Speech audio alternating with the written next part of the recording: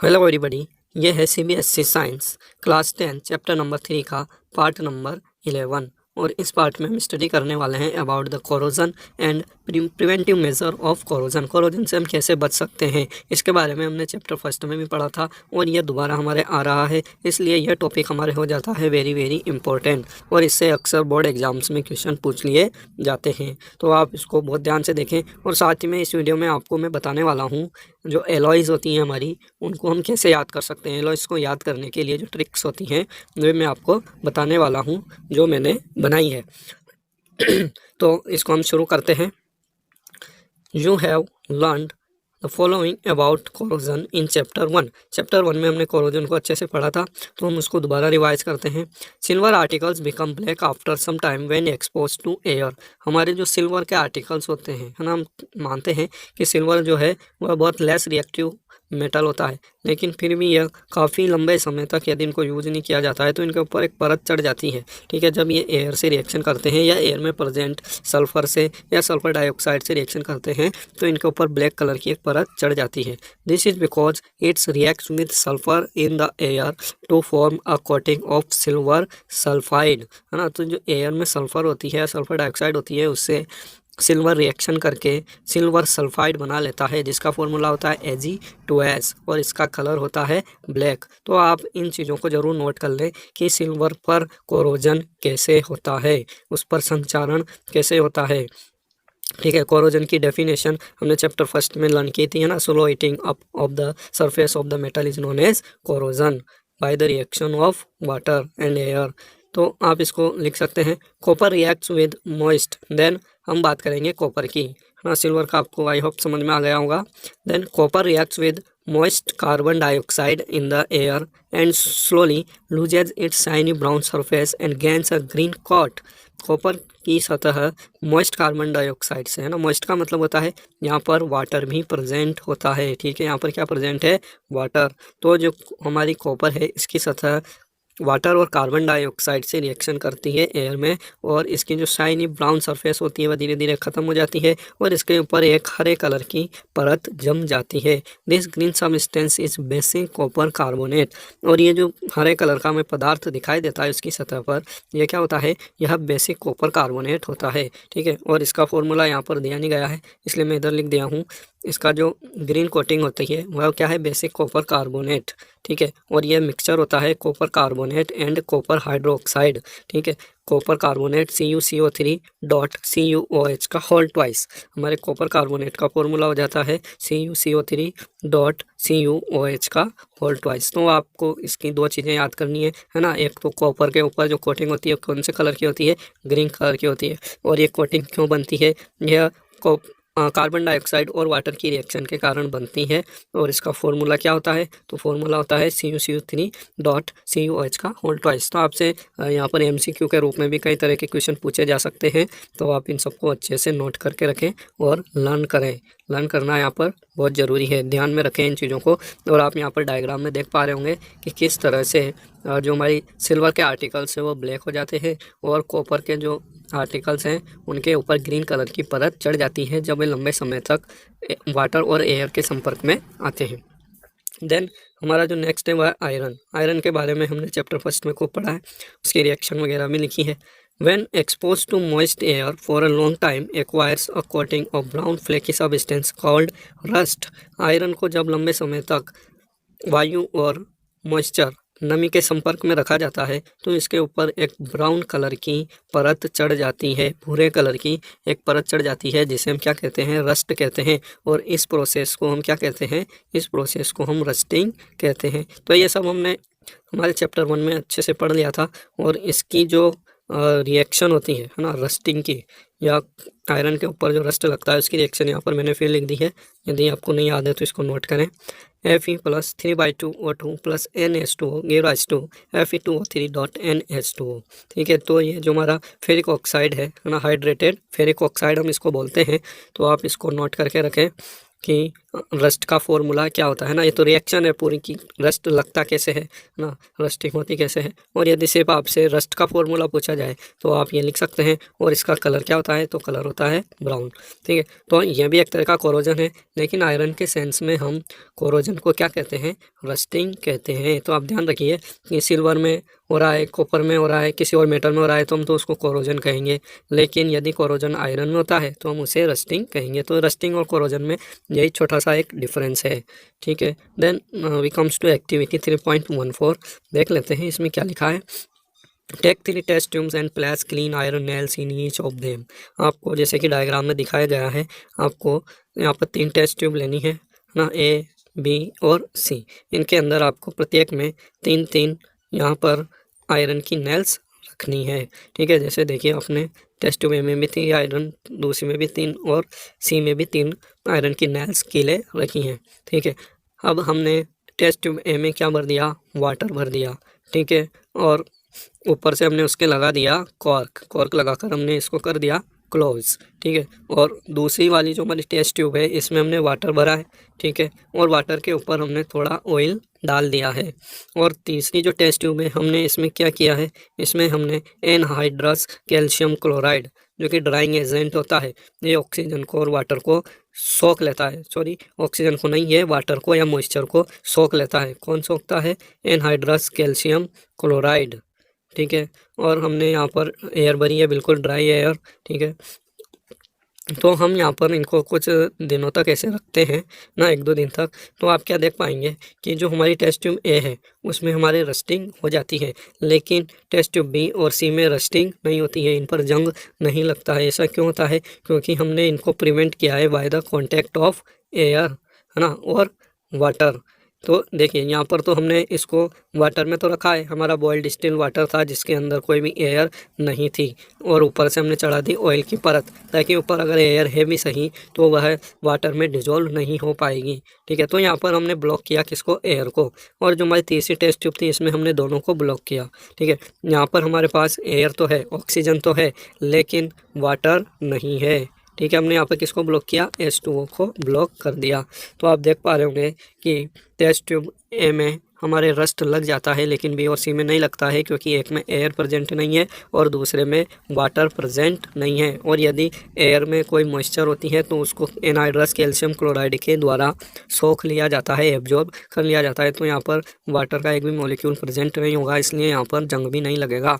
तो इस एक्टिविटी से आपको क्या निष्कर्ष निकाल पाते हैं, आप क्या पता चलता है, तो हम यही निष्कर्ष निकाल पाते हैं कि रस्ट लगने के लिए ऑक्सीजन के साथ साथ वाटर की भी आवश्यकता होती है ना। सिर्फ ओनली ऑक्सीजन या सिर्फ वाटर के संपर्क में आने से आयरन पर रस्ट नहीं लगता है, इन दोनों का साथ में होना ज़रूरी है। जैसे कि हमने ऊपर रिएक्शन में भी लिखा है, iron plus O2 plus NH2O, है ना। वाटर के कितने भी मॉलिक्यूल हो सकते हैं, तो यहाँ पर हमारे बन जाएगा Fe2O3.NH2O ना। तो इसी को हम क्या कहेंगे, रस्ट कहेंगे। यदि इसमें ऑक्सीजन नहीं होगा तब भी हम इसे रस्ट नहीं कहेंगे, और यदि इसमें वाटर नहीं होगा तब भी हम इसको रस्ट नहीं कहेंगे। तो यहाँ पर एक एसेंशियल कंडीशन होती है जिसको आप इस एक्टिविटी के माध्यम से समझ पाएंगे। You will observe that iron nails rust in test tube A ना। तुम देखते हैं कि टेस्ट ट्यूब ए में तो जंग लग जाता है, रस्टिंग हो जाती है, but that do not rust in test tube B and C. लेकिन बी और सी में रस्ट नहीं लगता है। In the test tube A the nails are expose to both air and water. Test tube A में nails air और water दोनों के संपर्क में हैं। In the test tube B the nails are expose to only water. और test tube B में नेल्स केवल वाटर के संपर्क में है। And the nails in the test tube C are expose to dry air. और टेस्ट ट्यूब सी में नेल्स केवल एयर के संपर्क में है या ऑक्सीजन के संपर्क में है। What does this tell us about the conditions under which iron article rust. तो ये हमें किस कंडीशन के बारे में बता रहे हैं ना, इसके ऊपर क्वेश्चन आता है, what are the necessary conditions for rusting of iron. तो आयरन की रस्टिंग के लिए नेसेसरी कंडीशन यही है कि आयरन के आसपास एयर और वाटर होना ज़रूरी है। ठीक है, देन हमारा जो नेक्स्ट टॉपिक है, it is prevention of corrosion. Corrosion से आप कैसे बच सकते हो ना, क्योंकि कोरोजन क्या है, हमारे मेटल की सरफेस को ख़राब करता है और धीरे धीरे पूरी मेटल उससे ख़राब हो जाती है और ये हमें काफ़ी नुकसान करती है, तो इससे बचना बहुत ज़रूरी होता है। तो क्या क्या प्रिवेंशन के मेजर हैं हम उनको देख लेते हैं। The rusting of iron can be prevented by painting, oiling, greasing, galvanising, chrome plating, anodising और मेकिंग एलॉयज।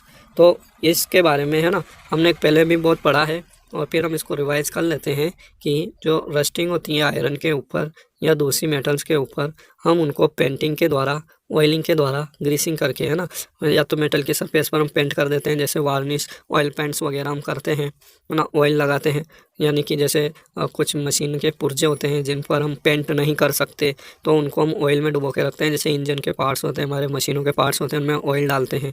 इसी तरह से हम ग्रीसिंग करते हैं, है ना, ग्रीस भी लगा सकते हैं ऑयल की जगह। और गैल्वेनाइजिंग करते हैं, गैल्वेनाइजेशन को हम नीचे पढ़ने वाले हैं।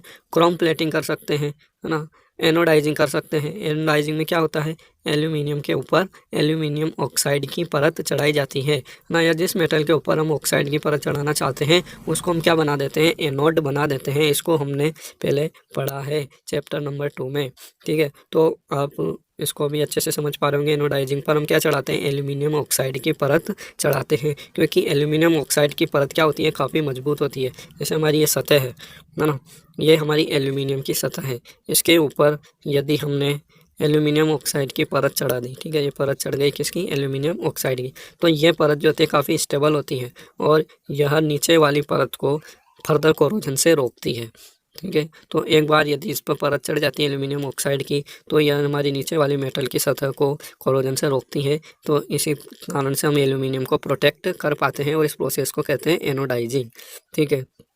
इसके अलावा हम एलॉयज़ क्या बनाते हैं, हम एलॉयज़ बनाते हैं, मिश्र धातु बनाते हैं। गैल्वेनाइजिंग क्या है ये हम यहाँ देख लेते हैं। Galvanisation is a method of protecting steel and iron from rusting by coating them with a thin layer of zinc, ठीक है। तो आप यहाँ से इसको नोट कर सकते हैं पूरा ना। इसकी डेफिनेशन है, गैल्वेनाइजेशन को हम हिंदी में कहते हैं यशद लेपन।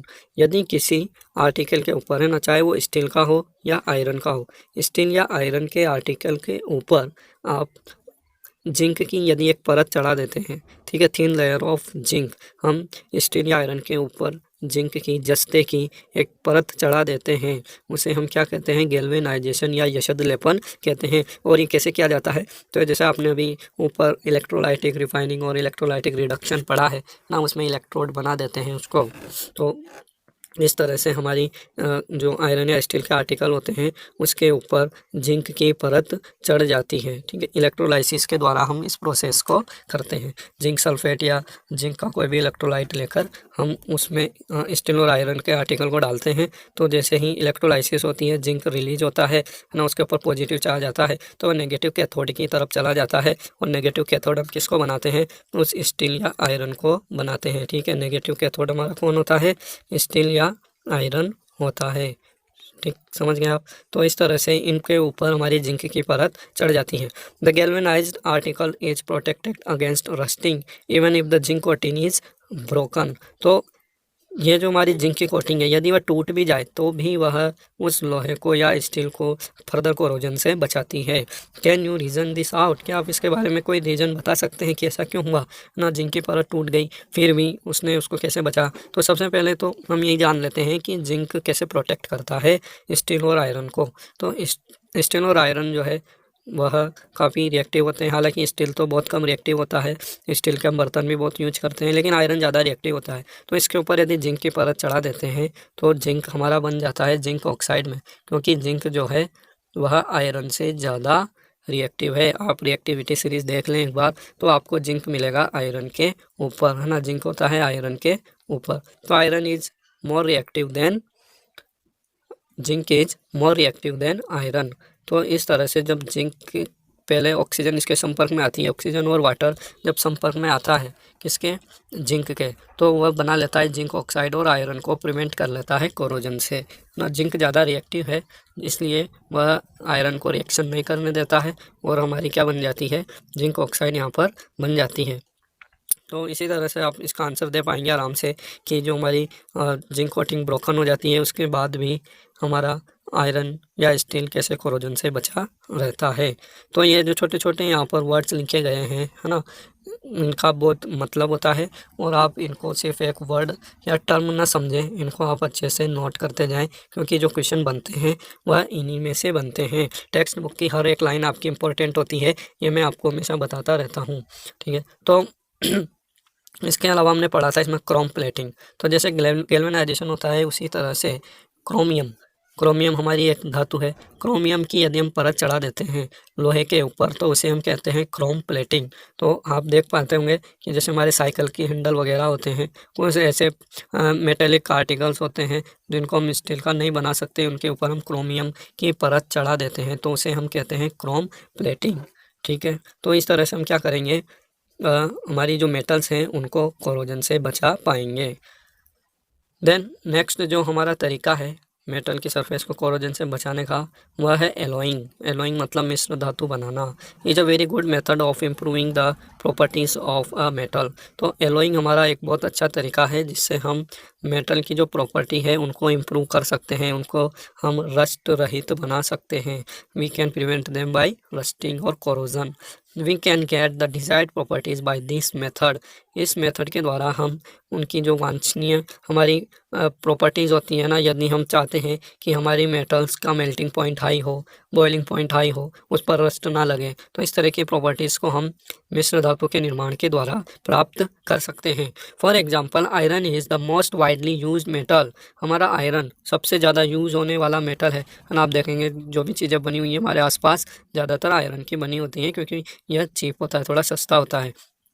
But it is never use in its pure state. लेकिन ये कभी भी इसकी एकदम शुद्ध 100% प्योर स्टेट में काम में नहीं लिया जाता है। This is because pure iron is very soft and stretches easily when hot. क्योंकि जो प्योर आयरन होता है वह बहुत सॉफ्ट होता है, थोड़ा ये नर्म होता है और जब ये गर्म होता है तो ये स्ट्रेच कर सकता है। स्ट्रेच करना मतलब ये लंबा हो सकता है, इसका आकार बढ़ सकता है। But if it is mixed with the small amount of carbon about 0.05% है ना, बहुत कम मात्रा में इसमें कार्बन मिला रहे हैं, it becomes hard and strong. तो ये क्या हो जाता है, हार्ड और स्ट्रॉन्ग हो जाता है। तो आपने देखा होगा इस चीज़ को, कभी नोटिस किया होगा कि जो हमारे हथियार बनाने वाले होते हैं या फिर औजार बनाते हैं हमारे गाड़ियाँ लोहार वगैरह, है ना, तो वे क्या करते हैं जब उस आयरन को मेल्ट करके उसके आर्टिकल्स बनाते हैं तो उसको वे पानी में डालते हैं। तो पानी में डालने से वहाँ पर रिएक्शन होती है और वहाँ पर CO2 का निर्माण होता है ना, तो उसमें से उसे कार्बन मिल जाता है और इस तरह से वहाँ पर एलॉय का निर्माण हो जाता है, जिसे हम कह सकते हैं कि हमने जो हमारे आर्टिकल्स हैं उनको एक मजबूती प्रदान की है और वे रस्ट के बचने के साथ साथ उनमें मजबूती भी आ जाती है। When iron is mixed with nickel and chromium. जब आयरन को हम निकिल और क्रोमियम के साथ मिक्स करते हैं वी गेट स्टेनलेस स्टील। तो हमें स्टील बन जाती है या मिल जाती है। तो स्टील में जो एलॉय होती है उसमें क्या क्या मिले होते हैं, निकिल और क्रोमियम मिले होते हैं। आप इनको ध्यान रखिए, कुछ मात्रा में कार्बन भी इसमें डाला जाता है। तो stainless steel is the mixture of nickel and chromium metals which is hard and does not rust. और स्टेनलेस स्टील आप जानते हैं काफ़ी हार्ड होता है और इस पर जंग भी नहीं लगता है। Thus if iron is mixed with some other substances its properties change. तो इस तरह से आयरन को दूसरे पदार्थों के साथ मिलाने पर इसकी प्रॉपर्टीज़ को चेंज किया जा सकता है। In fact the properties of any metal can be changed if it is mixed with some other substances. तो वास्तव में हम सिर्फ आयरन की नहीं कई दूसरे मेटल्स की प्रॉपर्टीज़ को भी बदल सकते हैं यदि उन्हें हम दूसरे पदार्थों के साथ मिला देते हैं। The substances added may be a metal और अ नॉन मेटल। और जो हम पदार्थ मिला रहे हैं वह दूसरी मेटल भी हो सकती है या नॉन मेटल भी हो सकती है। तो यहाँ पर हमारी डेफिनेशन आ जाती है, an alloy is a homogeneous mixture of two और मोर मेटल्स और a metal and a non metal. तो आप इसको ज़रूर नोट कर लें कि जो हमारी एलॉय होती है ना, एलॉय वास्तव में क्या है ना। तो एलॉय क्या है हमारी, an alloy is a homogeneous mixture of two और मोर मेटल्स। दो या दो से अधिक मेटल्स का यह होमोजीनियस मिक्सचर होता है। होमोजीनियस और हेट्रोजीनियस मिक्सचर हमने क्लास 9th में पढ़े हैं, और यदि आप उनके बारे में भूल गए हैं तो ऊपर आप आई बटन में क्लिक करके उस वीडियो को देख सकते हैं, जिसमें मैंने होमोजेनियस और हेट्रोजीनियस के बारे में 9th क्लास में पढ़ाया है। ठीक है, तो होमोजेनियस का सिंपल मीनिंग ये होता है कि जब दो चीज़ें आपस में बहुत अच्छी तरह से मिल जाती हैं और उनको आसानी से अलग नहीं कर सकते हैं, हम उनको डिफाइंड नहीं कर सकते हैं कि कौन सा पार्टिकल कौन से सबस्टेंस का है, तो हम उसे कहते हैं homogeneous mixture. True solutions are homogeneous mixture. तो हमने जो होमोजेनियस मिक्सचर बनाए उसको भी हम एलॉय कह सकते हैं, और इसमें दो मेटल्स मिल सकती हैं या दो से अधिक मेटल्स भी मिल सकती हैं, या फिर एक मेटल के साथ नॉन मेटल भी मिल सकती हैं। ठीक है, तो आप एक साइंटिफिक तरीके से यहाँ पर एलॉय की डेफिनेशन को लिख पाएंगे एक लाइन में। It is prepared by first melting the primary metal. तो जिस मेटल की हमें एलॉय बनानी है उसको हम क्या करेंगे, फर्स्ट उसको मेल्ट करेंगे, है ना, उसको पिघला देंगे गर्म करके, and then dissolving the other elements in it in definite proportion, और उसके अंदर फिर दूसरी जो मेटल्स हैं उनको हम उसमें मिला देंगे, लेकिन एक विशेष निश्चित अनुपात में। ठीक है, यहाँ पर ये वर्ड यूज करना है आपको कि जो हम मिला रहे हैं दूसरा पदार्थ या दूसरी मेटल या नॉन मेटल, वह बिल्कुल निश्चित अनुपात में मिलाएंगे। It is then cooled to room temperature. फिर इसके बाद इसे क्या किया जाता है, रूम टेम्परेचर पर ठंडा कर दिया जाता है। देन आप यहाँ पर एक बॉक्स देख पा रहे हैं, है ना, इसमें गोल्ड की प्योरिटी के बारे में डिस्कस किया गया है। तो हम जान लेते हैं, ये भी जो बॉक्स में आइटम दिए होते हैं हमारे, वे भी काफ़ी इंपॉर्टेंट होते हैं, तो आप इन्हें भी ज़रूर अच्छे से समझें। डू यू नो, क्या आप जानते हो, pure gold known as 24 carat gold is very soft. जो प्योर गोल्ड होता है ना, उसे हम कहते हैं 24 कैरेट गोल्ड। तो ये जो कैरेट है, कैरेट यहाँ पर इसको गोल्ड की शुद्धता को नापने की एक इकाई है। यदि हमारा गोल्ड 24 कैरेट का है तो हम कहेंगे कि हमारा गोल्ड क्या है, बिल्कुल प्योर है, 100% प्योर है, उसके अंदर किसी भी प्रकार की कोई अशुद्धि नहीं है। तो ये कैसा होता है, बिल्कुल सॉफ्ट होता है, 100% pure. 24 carat gold is very soft. It is therefore not suitable for making jewellery. और इसी कारण से यह ज्वेलरी या आभूषण बनाने के लिए उपयुक्त नहीं होता है, क्योंकि आभूषण बनाएंगे और वह नरम होता है तो टूट जाएंगे, तो इसलिए इसको थोड़ा हार्ड करना ज़रूरी है। It is alloyed with either silver और copper to make it hard. तो इसको थोड़ी सी मात्रा में सिल्वर या कॉपर मिलाकर हार्ड किया जाता है। Generally in India 22 carat gold is used for making ornaments. तो हमारे इंडिया में जनरली 22 कैरेट गोल्ड के ऑर्नामेंट्स या आभूषण बनाए जाते हैं। तो आप कभी जाएँ किसी ज्वेलर की दुकान पर जाएं तो आप उनसे पूछ सकते हैं कि आप जो आभूषण बेचते हैं उसमें कितने कैरेट गोल्ड होता है ना, तो उसके टर्म में वो आपको बताएंगे बहुत अच्छे से। तो हमारे जो इंडिया में यूज होता है वह 22 कैरेट गोल्ड यूज होता है। It means that 22 parts of pure gold is alloyed with 2 parts of either copper और सिल्वर। तो इसका मतलब क्या है कि जो हमारा हमने जो एलॉय बनाई है ना, उसके अंदर 22 पार्ट्स तो किसके हैं, प्योर गोल्ड के हैं, और जो 2 पार्ट्स हैं वह किसके हैं, कॉपर या सिल्वर के, जो भी मेटल हमने मिलाई है उसके हैं। तो इसमें एग्जाम में कई बार इस तरह से भी क्वेश्चन आ जाता है कि आप जो ज्वेलरी लेके आए मार्केट से उसमें 18 कैरेट गोल्ड है ना, उसका गोल्ड कितना है, 18 कैरेट गोल्ड है। तो आपको बताना है कि इसके अंदर कितने % प्योर गोल्ड प्रेजेंट है।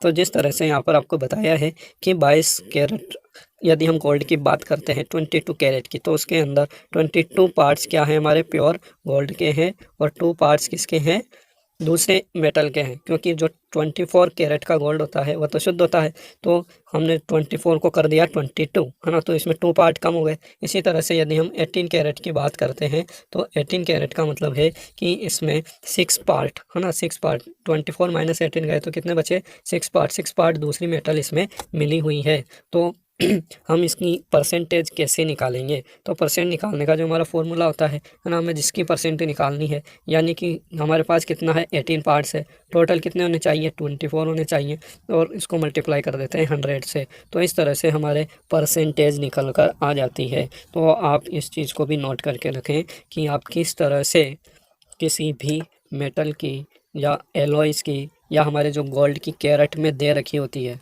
ना, इसकी परसेंटेज आप कैसे निकालोगे। तो आपको इसको 24 में से माइनस करना होगा। आप दुकान पर गए, 18 कैरेट गोल्ड लेकर आए, तो इसका मतलब उसके अंदर सिर्फ 18 पार्ट्स ही हैं, प्योर गोल्ड के, बाकी के 6 पार्ट किसके हैं, दूसरी मेटल के। तो आपको यहाँ पर 18/24 × 100 करके मिल जाएगा इसका परसेंटेज, ठीक है। और यदि आपसे पूछा जाए कि इसमें इम्प्योरिटीज़ कितने परसेंट है, तो कोई भी चीज़ 100% होती है, तो आपको क्या करना होगा, बहुत सिंपल तरीके से आपकी जो ये वैल्यू आएगी, मान लीजिए ये आती है आपके x%, ठीक है, x%, तो आप इसको कर देंगे 100 में से माइनस, 100 माइनस x%, तो it will give you the percentage of impurities in this metal. तो इस तरह से हमें आपको यहाँ पर सिखा दिया है कि आप कैसे परसेंटेज निकाल सकते हैं। Now we come to amalgam. If one of the metal is mercury then the alloy is known as amalgam. यदि हमारी एक मेटल मरकरी है और मेटल के अंदर हम यदि गोल्ड या सिल्वर जैसी मेटल मिलाते हैं ना, गोल्ड सिल्वर या कॉपर भी मिला सकते हैं, इनमें से कोई सी भी एक मेटल मिलाते हैं, तो हम उसको क्या कहते हैं, एमालगम कहते हैं, पारद धातु इसको हिंदी में कहा जाता है। The electrical conductivity and melting point of N alloy is less than that of pure metals. हमारी जो प्योर मेटल्स होती हैं उनकी इलेक्ट्रिकल कंडक्टिविटी और मेल्टिंग पॉइंट एलॉय बनाने पर कम हो जाते हैं। कहने का मतलब ये है कि जो भी कंडक्टिविटी या मेल्टिंग पॉइंट प्योर मेटल्स के होते हैं, एलॉयज़ के उनसे थोड़े कम होते हैं, ठीक है। एलॉयज़ के मेल्टिंग पॉइंट और बॉइलिंग पॉइंट्स उनके प्योर मेटल से कम होते हैं। तो ये जो एमालगम है ये बहुत इंटरेस्टिंग टर्म है ना, और इसका यूज कहाँ होता है ये भी आपके लिए जानना ज़रूरी है। तो मैं इसके लिए आपको एक वीडियो दिखा देता हूँ, इसमें आप इसको अच्छे से समझ पाएंगे। तो आप यहाँ वीडियो में देख सकते हैं किस तरह से हमारी जो मरकरी है वह गोल्ड को एब्जॉर्ब कर रही है। It is like a magic, है ना। तो ये जो हमारा प्रोसेस है इसको हम कहते हैं एमालगेमेशन, ठीक है। देखिए आप यहाँ पर देख सकते हैं आराम से किस तरह से मेटल जो है, यह गोल्ड की फॉइल है, बिल्कुल पतली गोल्ड की फॉइल है, और इसके ऊपर मरकरी डालने पर यह मरकरी गोल्ड को एब्जॉर्ब कर लेती है।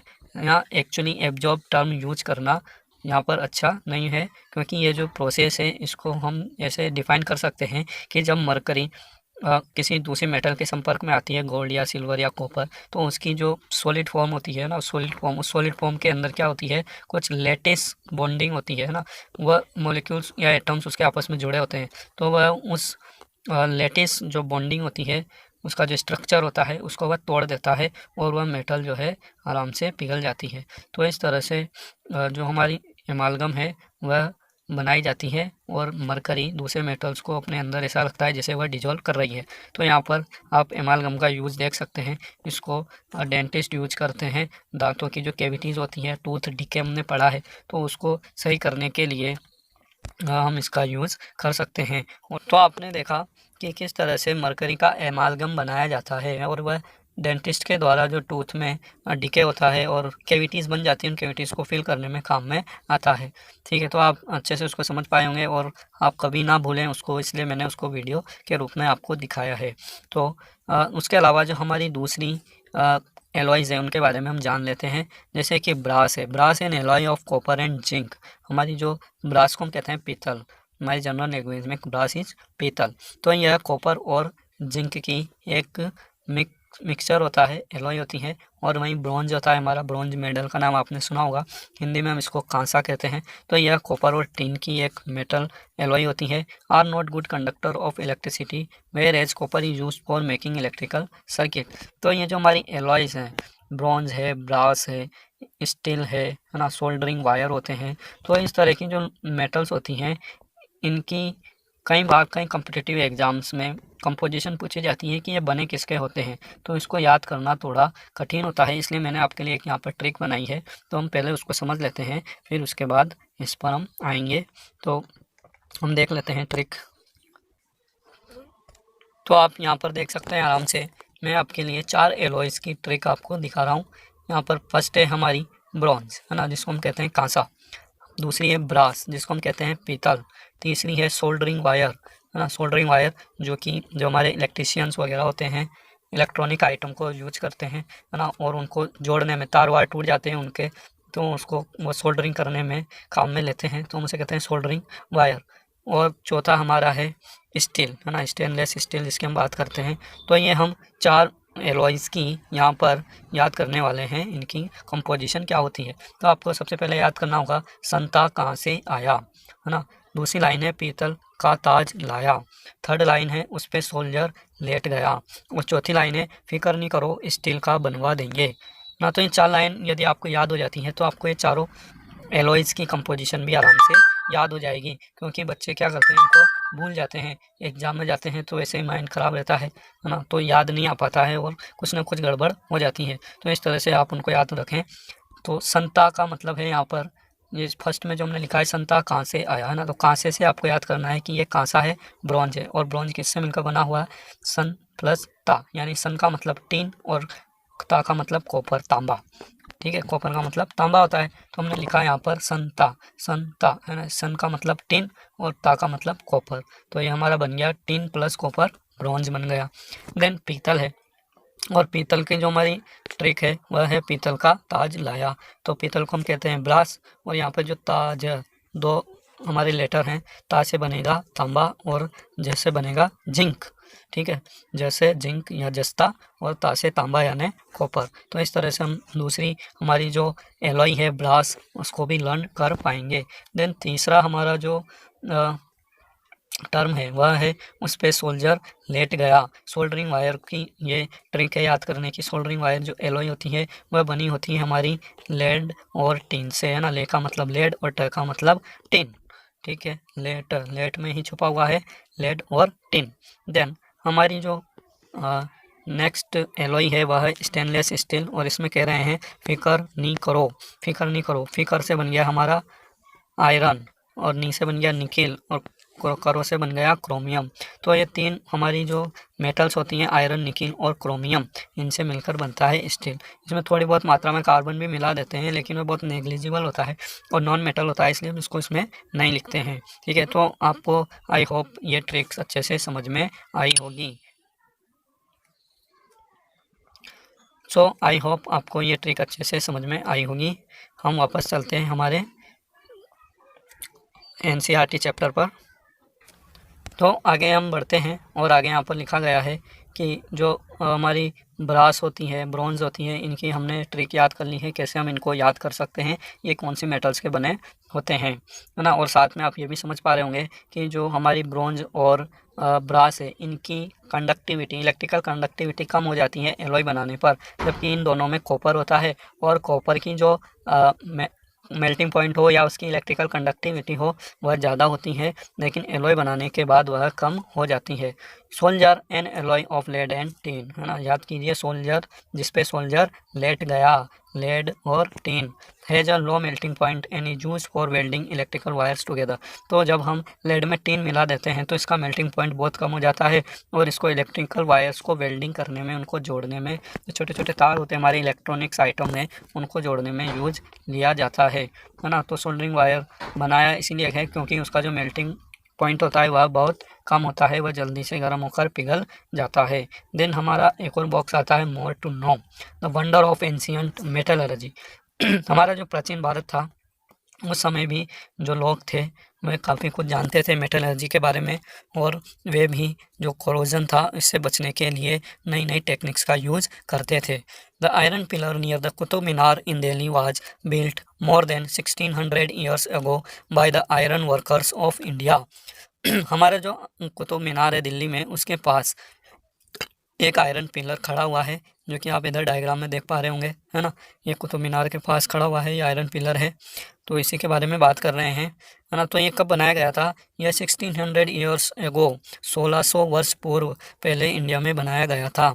They had developed a process which prevented iron from rusting. तो उनके पास, उन लोगों के पास एक ऐसा प्रोसेस था जिससे वे आयरन को रस्टिंग से प्रिवेंट कर सकते थे, बचा सकते थे।